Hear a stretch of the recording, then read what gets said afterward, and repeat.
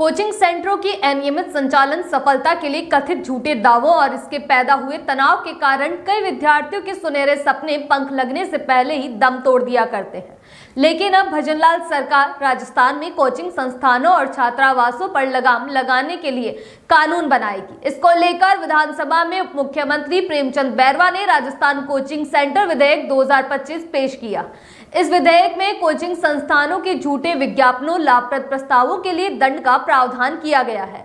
Bill pass होने के बाद में कोचिंग संस्थानों की मनमानी पर अंकुश लगेगा। प्रेमचंद बैरवा ने कहा, हमारे विद्यार्थी जिन कोचिंग संस्थानों में पढ़ते हैं उन पर कोई नियंत्रण नहीं था, पर नियंत्रण लगाने के लिए राजस्थान कोचिंग सेंटर बिल में हमने जिला स्तर पर कमेटी गठन करने का प्रावधान किया है। बिल के कानून बनने के बाद में राजस्थान में कोई भी कोचिंग सेंटर बिना पंजीकरण नहीं चल सकेगा।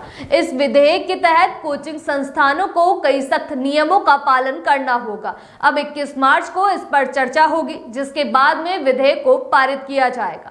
विधेयक के प्रावधानों के तहत कोचिंग संस्थान किसी भी पाठ्यक्रम की कोचिंग के लिए छात्रों से पूरी फीस एक साथ नहीं ले सकेंगे। कुल फीस 4 किस्तों में जमा करने की सुविधा देनी होगी। अगर छात्र बीच में संस्थान छोड़ता है तो शेष अवधि की फीस 10 दिनों के भीतर वापस करनी होगी। हॉस्टल संचालकों पर भी यह नियम लागू होगा। एक दिन में 5 घंटे से अधिक क्लास नहीं लग सकेगी। इस बिल के जरिए कोचिंग संस्थानों के पंजीकरण, संचालन फीस, मानसिक स्वास्थ्य सेवाओं, करियर काउंसलिंग, शिकायत निवारण प्रक्रिया और भ्रामक विज्ञापन जैसे कई महत्वपूर्ण पहलुओं पर सख्त नियम लागू करने का प्रस्ताव रखा गया है। विद्यार्थियों में तनाव और आत्महत्या जैसे मामलों की रोकथाम के उपायों के तहत विधेयक में कोचिंग केंद्रों में मनोचिकित्सा सेवा का प्रावधान भी है। कोचिंग केंद्र को संकट और तनावपूर्ण हालात वाले छात्रों के लिए परामर्श प्रणाली विकसित करनी होगी। इसमें काउंसलर और अनुभवी साइकोलॉजिस्ट शामिल होंगे। समय समय पर मानसिक स्वास्थ्य संबंधी कार्यशालाएं भी केंद्र की ओर से आयोजित करवाई जाएगी। उच्च शिक्षा मंत्री बैरवा ने कहा कि कोचिंग छात्रों के अभिभावकों की शिकायतें व लगातार हो रही घटनाओं को मुख्यमंत्री भजनलाल शर्मा ने गंभीरता से लिया। हमने बिल सदन में पेश किया। कोचिंग संस्थाओं पर नियंत्रण के लिए बिल लाए हैं।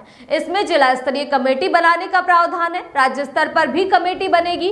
कोचिंग संस्थानों का रजिस्ट्रेशन अनिवार्य होगा। अनियमितता पाई गई तो कार्यवाही व बार बार गलती करने पर कोचिंग बंद की जा सकेगी। बैरवा बोले कि हमारे विद्यार्थियों की मानसिक स्थिति ठीक रहे, पर्सनालिटी का अच्छा डेवलपमेंट हो, अच्छी शिक्षा प्राप्त कर सके। कोचिंग संस्थानों पर नियंत्रण लाने का पहला प्रयास है। जो कमियां रहेगी उन्हें दूर करेंगे।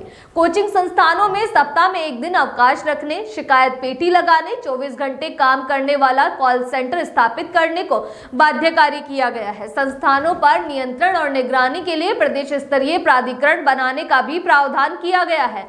आपको बता दें कि बिल को केंद्र सरकार की गाइडलाइंस के अनुरूप ही लाया गया है, लेकिन एक महत्वपूर्ण बदलाव चर्चा का विषय बन गया है, क्योंकि राजस्थान सरकार द्वारा पहले के ड्राफ्ट बिल में 16 साल से कम उम्र के छात्रों को कोचिंग में प्रवेश नहीं देने की शर्त थी, लेकिन जो बिल पेश किया गया है उसमें से ये प्रावधान हटा दिया गया है। केंद्र सरकार की ओर से जो गाइडलाइन जारी की गई थी उसमें 16 साल से कम उम्र के बच्चों के दाखिले पर रोक का प्रावधान था। हालांकि इसे पहले शामिल किया गया था, लेकिन जब अंतिम बिल पेश हुआ तो उसमें से उम्र सीमा को हटा दिया गया है।